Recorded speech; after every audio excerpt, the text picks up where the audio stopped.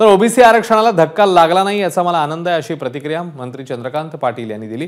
तसंच फेब्रुवारी महिन्यात विशेष अधिवेशन घेऊन ज्यांच्याकडे कुणबी नोंदी आहेत किंवा कुणबी नोंदी नाहीयेत अशा तरुण तरुणींना शिक्षण आणि नोकरीमध्ये आरक्षण दिलं जाईल याची खात्री चंद्रकांत पाटील यांनी असल्याचंही म्हटलेलं आहे। तसंच ज्यांच्याकडे कुणबी नोंदी नाहीत त्यांना मराठा समाजाकडनं वेगळं आरक्षण मराठा समाजाचं मिळेल असंही सांगण्यात आलंय।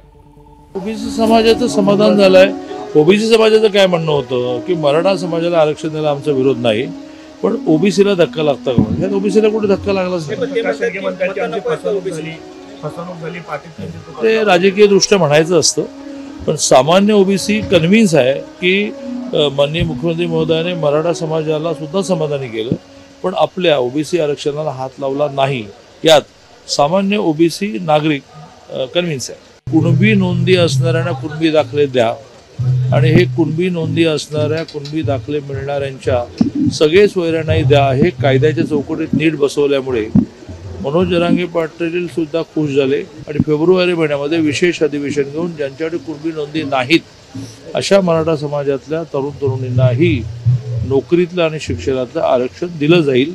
10% आर्थिक मागासाचं आरक्षण याकडे लक्ष दिलं पाहिजे, त्यातल्या त्रुटी दूर केल्या पाहिजेत की ज्याच्यामध्ये म्हणजे ते आर्थिक निकषावर असून सुद्धा अण्णावरून जे 3 वर्षाचं रेकॉर्ड आपण काढलं त्या 8.5-9% इतकं मराठा समाजाला मिळतं आहे। एबीपी माझा, उघडा डोळे बघा नीट।